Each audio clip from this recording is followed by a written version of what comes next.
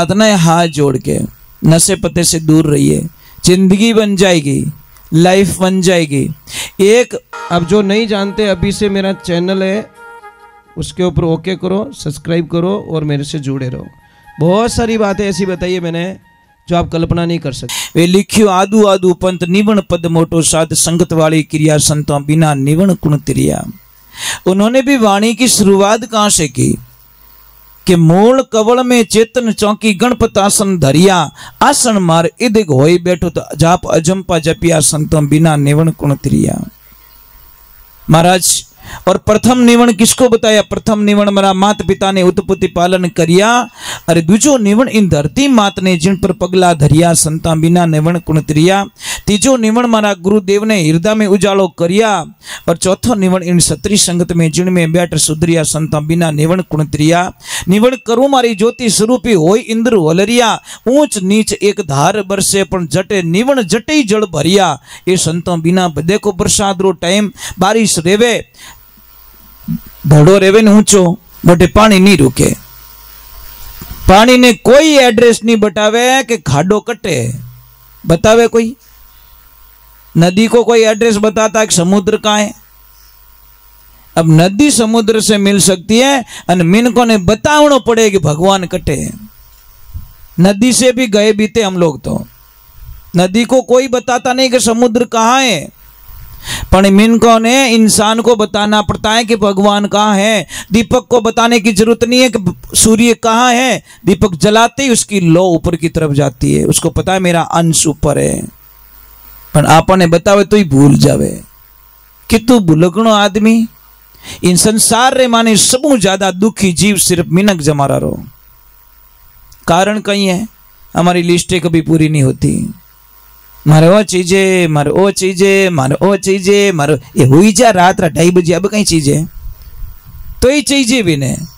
मतलब कभी कोई भगवान के मंदिर आके नहीं बोलता हे भोलेनाथ मैं तुम्हारे प्रसादी चढ़ा दूंगा, मेरी दुकान पे ग्राहक बहुत आते, कम कर दे, थोड़ा जीना मुझे भी है।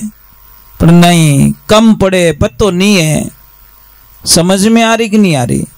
इसलिए जिंदगी में जिस दिन आपका मन संतुष्ट हो गया और जिस दिन तृप्त हो गए, उस दिन आप दुनिया के सबसे अमीर व्यक्ति होंगे। मैं अमीर व्यक्ति किसको मानता हूं? जिन्हें टाइम पे सोते ही नींद आ जाए, उससे बड़ा कोई अमीर नहीं हो सकता।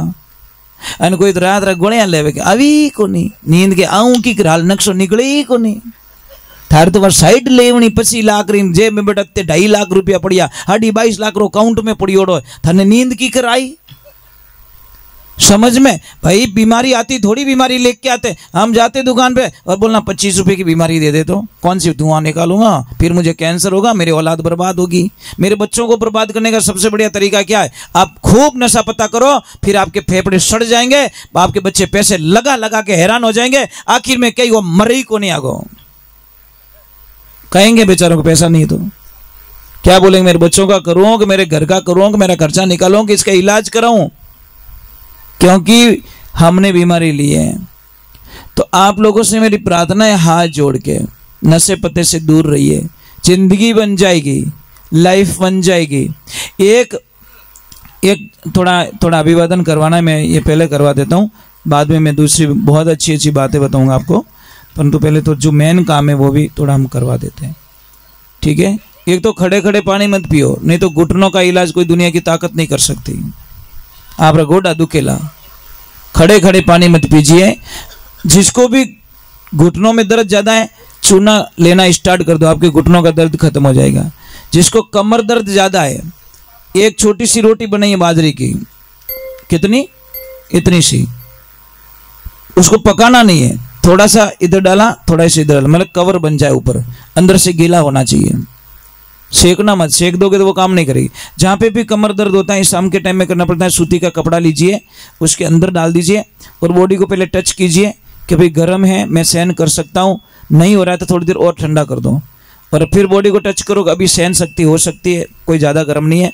जहाँ पे भी कमर दर्द है वहाँ पे वो रोटी बांध दो, आप कभी कल्पना नहीं करोगे मेरी कमर कैसे ठीक हो गई। सिर्फ 5 रुपये का खर्चा। और डॉक्टर साहब को हेवर योड़ा भौंका भौंका जावे, टेढ़ा टेढ़ा होके जाता है, कमर साहब डॉक्टर साहब कमर बहुत दुखती है, कमर बहुत दुखती है। अरे भाई नॉर्मल कुछ प्रॉब्लम्स होती है, उसमें भी हम लोग बहुत ज़्यादा डीप में चले जाते हैं। प्रभु पधारिए, अभिवादन करना है। और मैं तो धन्यवाद देना चाहता हूँ इनको, देवी सिंह जी को और इंद्र सिंह जी को, बहुत बहुत साधुवाद इनको, इन्होंने हिम्मत की और इनका काम हो गया। तो सभी पुण्य आत्माओं की और नाचने वाले भक्तों की बोलो राधे, बोलो राधे। जय श्री कृष्णा। केम छो? आछू मजामा छू तो वांधो नहीं। देखिए एक बात का ध्यान रखें,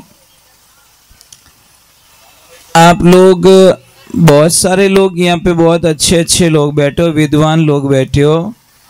मुझे एक प्रश्न का उत्तर चाहिए। बीड़ी पीने वाले भी मेरे पे गुस्सा करेंगे, जो जर्दा खाते वो भी गुस्सा करेंगे, जो चिलम पीते वो भी गुस्सा करेंगे। पर तो दुनिया गुस्सा करने के लिए संतों का जीवन होता है। सच बताने का आनंद कुछ और ही होता है। मुझे इतना बता दो, ये तम्बाकू किससे बनी है? मतलब तम्बाकू पैदा किससे हुई है? इतना बता दो बस, मुझे आपसे उत्तर चाहिए। कोई बता सकते हैं तम्बाकू की उत्पत्ति कैसे हुई? बस समस्या यही है, खाली बीड़ियां पीवनो ध्यान रखे, धुआं काटे नाक रे मायने। अरे भाई ये तम्बाकू है ना, गाय के खून से पैदा हुई है, ध्यान रखना। जो लोग तम्बाकू पीते हैं ना, वो गाय का खून पी रहे हैं। मैं शास्त्र का प्रमाण बताता हूँ। परशुराम जी कौन कौन गए हो? आपने वहां का इतिहास नहीं पढ़ा? परशुराम जी के जो मौसा थे वो दरबार थे, मतलब राजा थे, और परशुराम जी के पिताजी सन्यासी। तो देखिए उनके पास तो बहुत सारा धन था राजा के पास में, और परशुराम जी के पिताजी के पास में तो कुटिया थी। अब साडू साडू दुश्मन दिया करे, ध्यान रखो। एक साडू कने कहीं एक मोटरसाइकिल दूजोड़ो बेटो फॉर्च्यूनर लाई, साडू नीचू दिखावन वास्ते कि मार्गनी इतनी प्रॉपर्टी है, मार्गनी इतनी गाड़ियां है, मार्गनी इतना बंगला है, ईर्ष्या भाव गणो रेवे। तो हाडू जी ने मतलब राजा को ऐसा फीलिंग हुआ, चलो एक बार महाराज जी को और मेरी साड़ी को मतलब भोजन पे निमंत्रण देता हूँ। तो महाराज जी को बोला कि महाराज जी भोजन करने के लिए आना है, साड़ी जी को भी बोला भोजन करने के लिए आना है। तो महाराज जी ने मना कर दिया कि देखो लक्ष्मी जी, मारो कहनो मानो तो बटे मत जाइजो, अपमान के अलावा कुछ भी मिलने वाला नहीं है, पर जाना पड़ेगा। लक्ष्मी मानी नहीं, मारी बहन रेटे जानो, मने तो बहन रेटे जानो, मारे तो बहन रेटे जानो। महाराज ने पहले ही ठाती कि बहन रेटे बुलावे तो है, पर थारू कोई प्रेम नहीं है, सिर्फ थारा पति रो अपमान है, बटे दूजू की कोनी है। देवियों शास्त्र में लिखियोड़ो है, चाहे आपके सगे पिताजी हो, चाहे आपकी सगी माँ हो, और आपके अगर आपके पति की कोई निंदा कर रहा है और आपके पति को नीचा दिखाने की कोई कोशिश कर रहा है, तो उसका भी त्याग करना पत्नी के लिए पहला धर्म बताया शास्त्रों में। समझ में आ रही कि नहीं आ रही है? चाहे कोई भी हो, पर आपके पति को कोई नीचा दिखा रहा है तो उस घर का पानी भी आपको पीना नहीं चाहिए। पर आप तो उन्हें हलवो खिलावो कि भले कहीं करे मारा पति बताओ तो ये मारी बाई हो तो बम मिलियो, भले क्यों बमरो बम फटाको बोलावे? क्या लफड़ा है? पति का जहाँ सम्मान नहीं होता, माता बहन आपका क्या सम्मान होगा? परंतु नहीं मानी वो कि नहीं मुझे तो जाना है, मारा बहन ही बुलाया और मैं नहीं जाऊंगी तो अच्छा थोड़ी लगेगा कि चलो कोई बात नहीं चलो। अब जैसे ही गए वहाँ पे कितने कितने भोजन, कितनी व्यवस्थाएं, कितने कितने प्रसाद, सोने चांदी के थाल, सोने चांदी के बाजोट, सारी चीज़ें वहाँ पे रखी और उनको भोजन करवाया।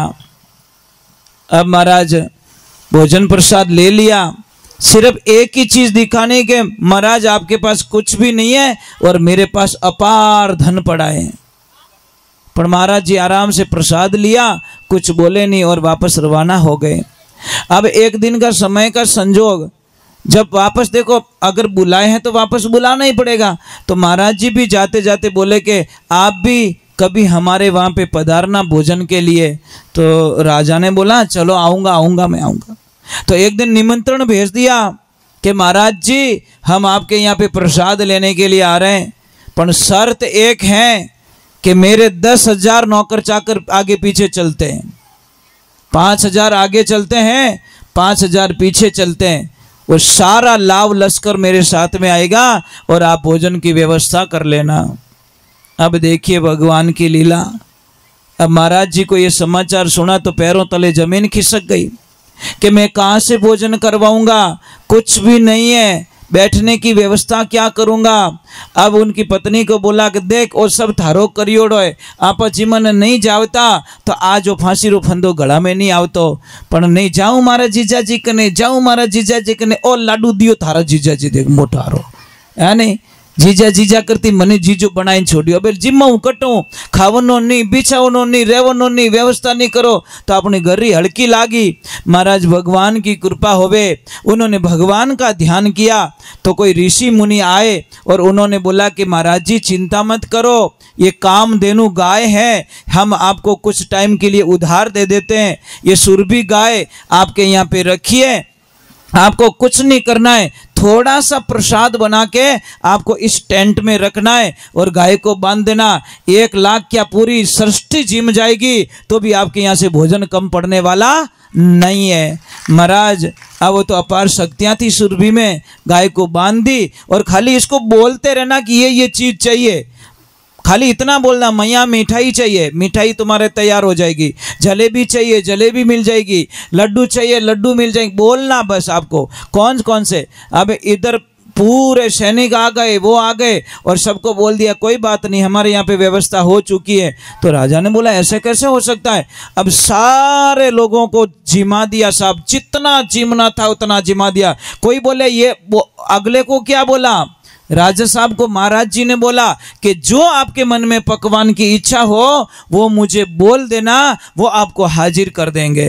अब वो तो आंटियों खावन वाला आदमी तो हंटाई डोडो ही बोले, जो चीज बट जंगल में नहीं मिले वो ही डिमांड करी, परंतु क्या उसको क्या पता कि आगे माँ देवी दुर्गा खड़ी है साक्षात। अब महाराज सारे सैनिक जिम गए, सारे पशु पक्षी जिम गए, आनंद हो गया। अब आके बोला महाराज एक बात समझ में नहीं आई, आपके यहाँ पे तो बनाने का तपेला भी मोटा नहीं है और कुछ चूल्हे की व्यवस्था भी नहीं है, आप इतना भोजन कहाँ से करा लिया।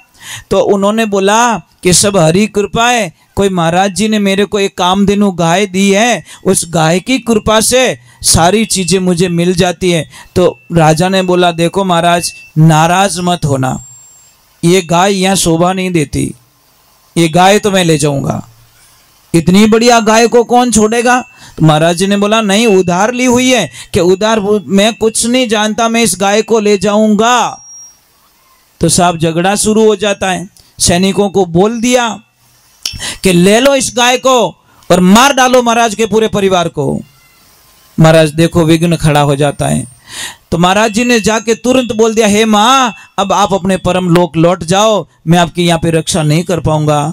तो गैया मैया टेंट को चीर के निकलने लगी तो उस राजा ने उस गाय को नीचे डालने के लिए बाण चला दिया, वो बाण लग गया पैर में और जहाँ जहाँ खून की बूंद पड़ी वहाँ तमाकू पैदा हो गई। ये तमाकू नहीं है तमाकू, तमा का मतलब गाय और खू का मतलब खून, गाय के खून से तमाकू पैदा हुई और हम लोग बड़े चाव से तमाकू को मुंह में डाल के, अरे कोई बीड़ी पी के खा रहा है, कोई गुटखा खा रहा है, कोई मिराज खा रहा है, कोई चिलम पी रहा है। ये महाराज आप गाय के खून को पी रहे हो, आपने इतिहास जाना नहीं और हम लोगों को पता नहीं किसने सिखा दिया और हमारे नस नस में तम्बाकू को डाल दी। इसीलिए मैं प्रार्थना करता हूँ अगर छोटी सी भी आप गाय से प्रेम करते हो, सचमुच में गाय के भक्त हो तो कभी जिंदगी में तम्बाकू मत खाना। तो आपका शास्त्र तो इतना कह चुका है, शास्त्र में इतना लिख चुके हैं कि जो कोई भी जो तम्बाकू खाता है उसका यज्ञ कभी पूर्ण नहीं होता। और जो कोई भी ब्राह्मण देवता हो अगर तम्बाकू खाते हैं, वो यज्ञ करवाते हैं, तो उनका यज्ञ भी कभी सफल होने वाला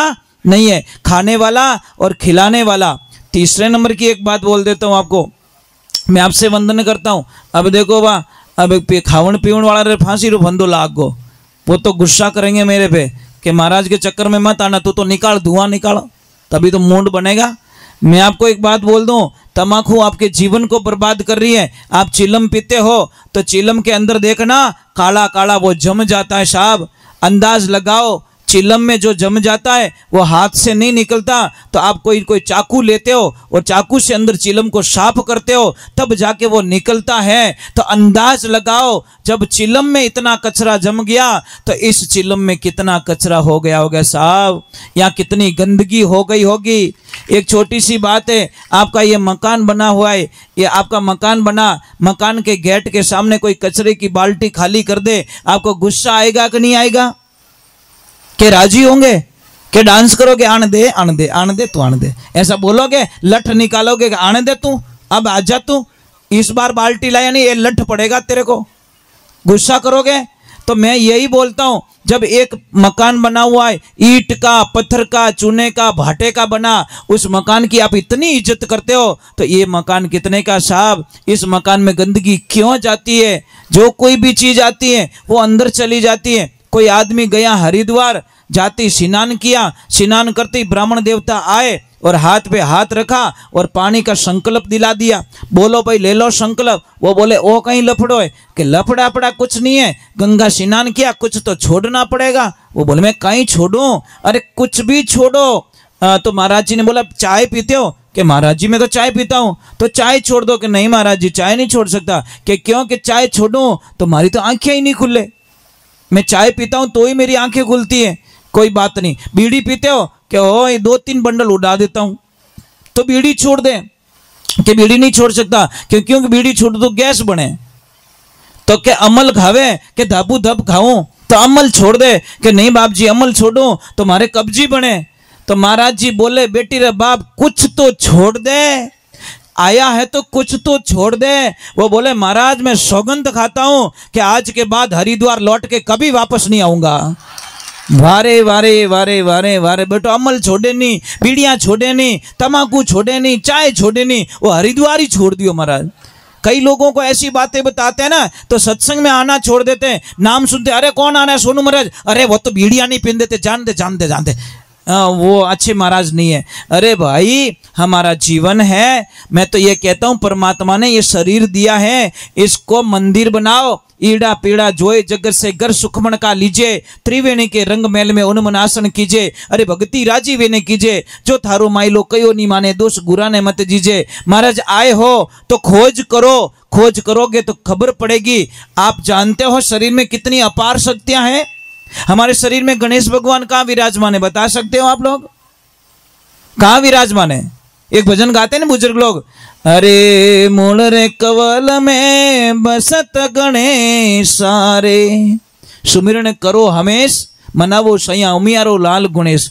मूल कवल, ये नाभि से 3 अंगुल नीचे, यहाँ पे मूल कवल में गणेश भगवान विराजमान है। नाभि के और गणेश जी की जो चक्कर है ना, उसको मूलाधार चक्र कहते हैं। उसके बाद में सेकंड आता है स्वाधीन चक्र, उसमें विराजमान रहते ब्रह्मा जी और सावित्री जी। फिर नाभि में विराजमान रहते लक्ष्मी जी, नाभि कवल में लक्ष्मी जी और विष्णु भगवान। फिर हृदय कवल में भोलेनाथ और माँ पार्वती जी विराजमान रहते।